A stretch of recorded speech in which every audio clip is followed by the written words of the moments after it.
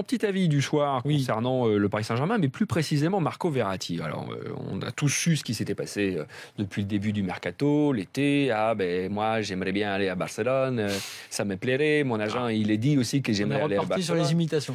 Non, c'est un accent italien, c'est pas une imitation. Je suis italien, après tout, j'ai pas de mérite. Mais je me dis une chose, puisque il a fait sa petite vidéo en s'excusant, en désavouant, beaucoup plus rare, complètement son agent.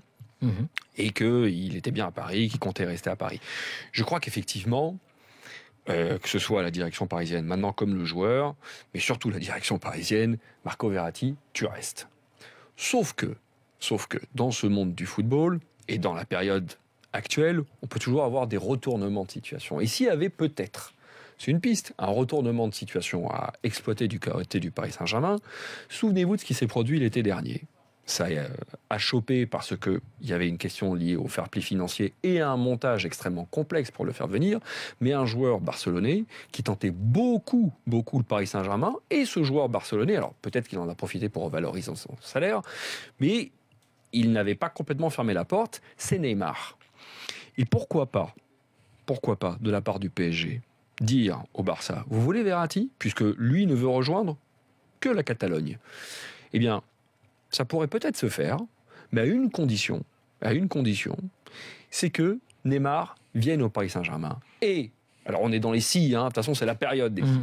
Vous imaginez Neymar au PSG, ce que ça signifierait pour que ce projet parisien, qui avait quand même pris un peu de plomb dans l'aile, et notamment sur la scène européenne, on ne va pas refaire l'histoire de la saison passée, redore complètement son blason. Pour le coup, moi, si tu me dis Neymar, viens au Parc des Princes, viens en France, alors là, le projet parisien, le projet QSI, je trouve qu'effectivement, tu regonfles complètement le moral des troupes.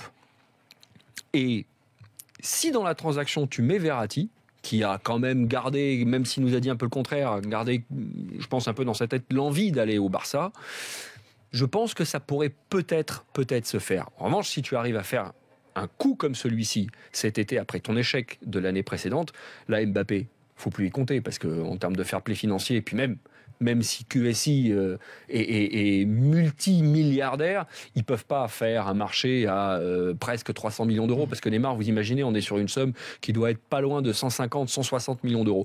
Ils peuvent le faire, Paris, ils peuvent le faire, mais ils ne pourraient le faire qu'avec un seul joueur, et ce serait Neymar. Mais voilà, s'il y a une possibilité d'ici le 31 août de voir Verratti quitter Paris pour aller à Barcelone, je pense que dans l'esprit des Parisiens, c'est à une seule condition, c'est non seulement un gros chèque, je pense qu'on serait autour de 70-80 millions d'euros pour Verratti, mais que le Brésilien fasse cette fois-ci le chemin vers la capitale parisienne.